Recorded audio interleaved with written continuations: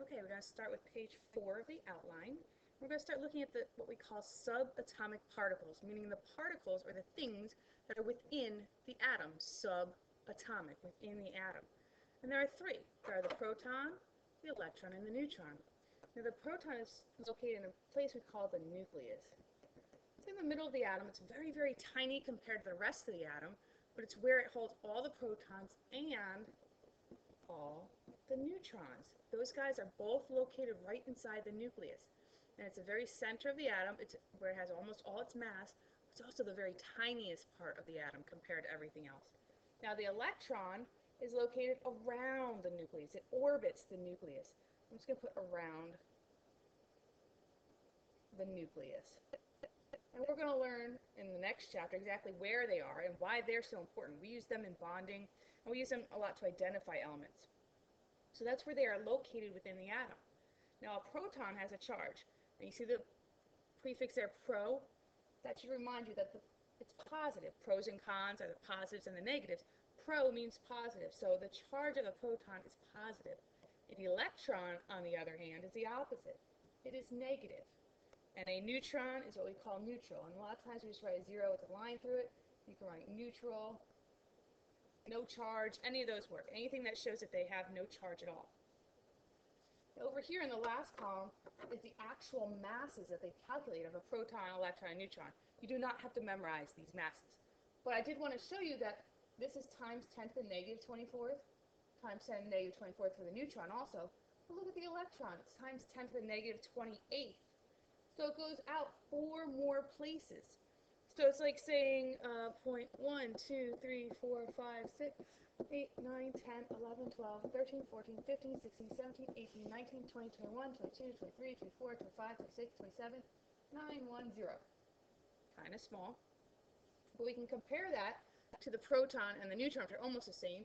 And they only got 24. 1, 2, 3, 4, 6, 7, 8, 9, 10, 11, 12, 13, 14, 15, 16, 17, 18, 19, 20, 21, 22, 23, 1, 6, 7.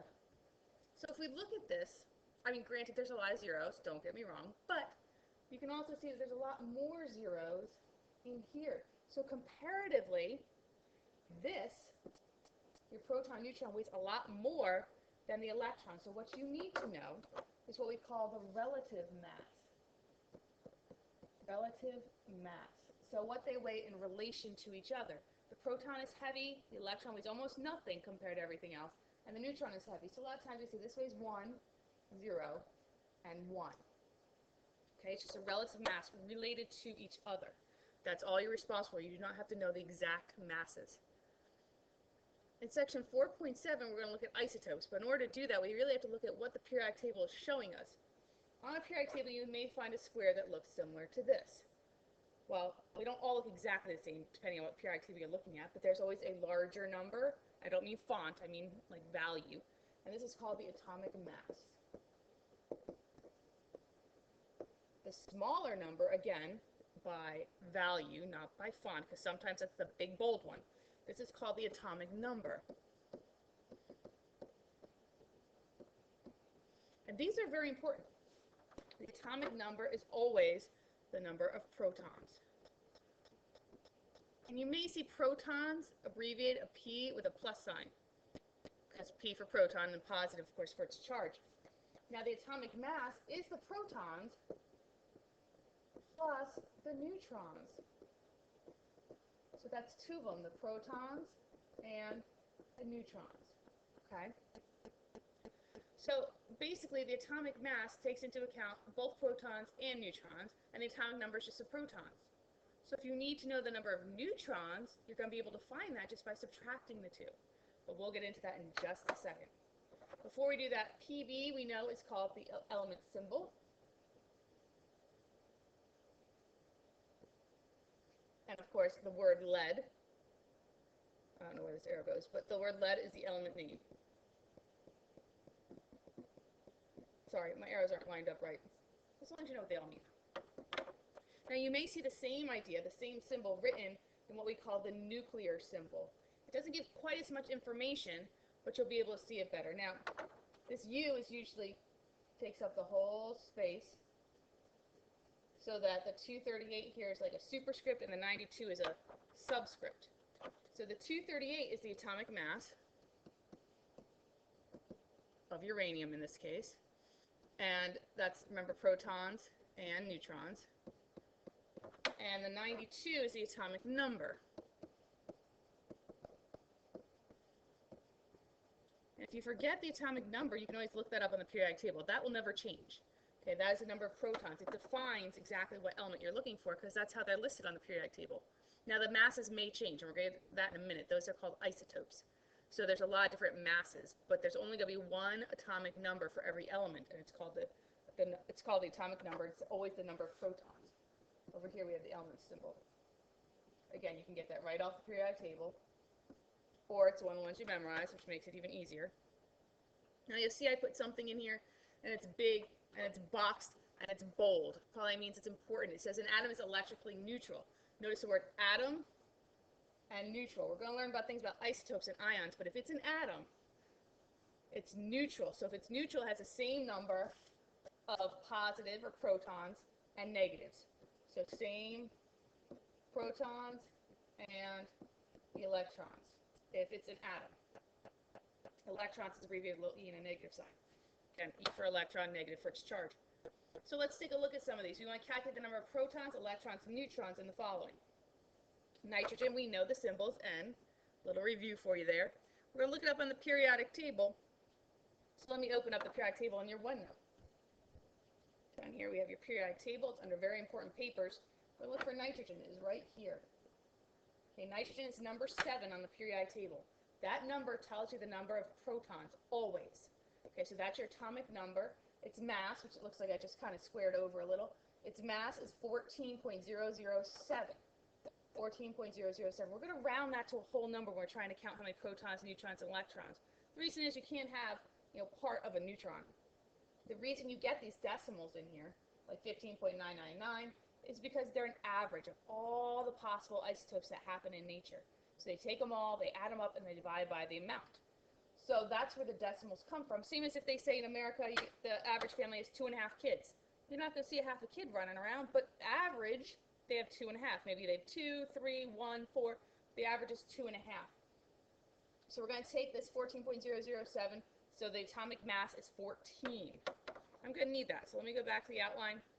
Protons, we said its atomic number is 7. That is the number of protons. And since it's an atom, notice I have the same number of protons and electrons, so it's also going to be 7.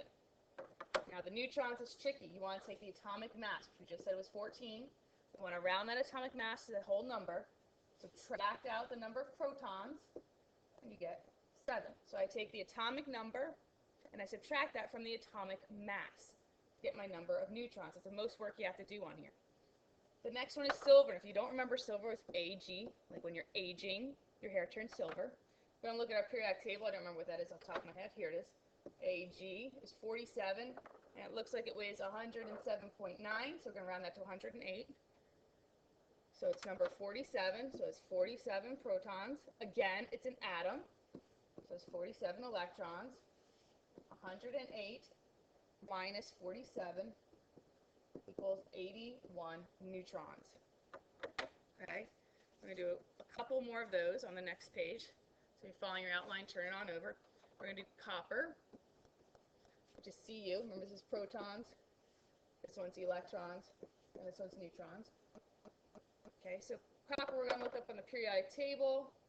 Let me erase these just so they're not in the way, because see, copper's right above silver there. It's number 29, and it weighs 63.5, so it's going to go up to 64. So it's number 29, so that's the protons and the electrons. The neutrons is 64 minus 29, which is 35. So basically just subtract the only two numbers they give you on the periodic table. Try the next two on your own, pause the video, try the next two on your own, and then play the video so you can check and see if you did it right. Next one is sodium, Na. It's number 11 on the periodic table. So it has 11 protons and electrons. Its mass off the periodic table is 23. Subtract the atomic number and you get 12 neutrons. And finally mercury, and in case it took you a while to find mercury, see sodium was over here. Mercury's down here, number 80. Okay? So mercury is Hg. It's one of the ones you memorize, and it just makes it easier when you memorize to find it faster in the periodic table. Rather than having to read all the little names, you can at least look at the letters for the element symbol. It has 80 protons, which means it has 80 electrons, and its mass was 201. Remember, we round it to the nearest whole number.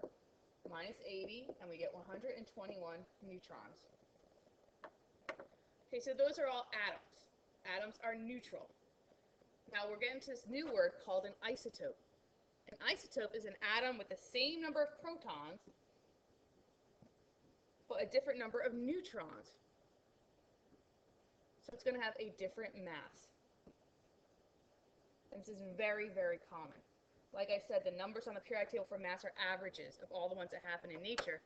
So it just tells you how common it really, really is. Here's an example. I have two examples for you of common ones. Hydrogen and carbon are two very common examples. Hydrogen, 1, is the one we normally encounter. This little 1 here is the mass. Now it's hydrogen, so I'm going to look at the periodic table, and I'm going to find hydrogen, and you should know where that one is, I hope. Hydrogen's the very, very first one. It's up here, right? Okay, so hydrogen is number 1 on the periodic table, which means it has 1 proton. Always, always, always. So it has 1 proton, and since there's no charge here, it's neutral, it has 1 electron. What's going to change is the neutrons. It can only weigh 1. It already has 1 proton, so it can't have any neutrons. And that's the most common form of hydrogen. It happens 99.98% of the time. Now, deuterium happens every once in a while. 0.0156%. It is hydrogen, still got a proton 1. Any hydrogen, proton 1. Now, it's an atom, so it's going to have electrons of 1. This, though, has to weigh 2. Deuterium weighs 2, so it needs 1 neutron. Tritium is the last one that happens, weighs 3, and you'll notice it doesn't happen very often at all. But it does happen. We have 1 proton because it's hydrogen, and 1 electron. The only thing that's changing in an isotope is the number of neutrons. In this case, we need 2 to have a mass of 3. So we have 2 plus 1 gives me the mass of 3. Let's look at carbon. Carbon 12 weighs 12. Since it's carbon, it's going to have 6 protons. It also tells you right here what the atomic number is all the way through. So it's going to be 6 protons. Because it's carbon, it's not changing, it's always going to be 6 protons. Which also means it's going to be 6 electrons because it's neutral. It's an atom, so it's neutral. Now, the number of neutrons, remember, is going to change. This mass is 12, that's why it's called carbon 12. So it has to have 6 neutrons, because 6 plus 6 equals 12. Now, for carbon 13, I need 7 neutrons, because 7 plus 6 gives me the mass of 13. And finally, the last one, carbon 14, which you may have heard that's used in radioactive dating, has to weigh 14. So it has to have 8, because 8 plus 6 equals 14. And that's what we've got for chapter number 3.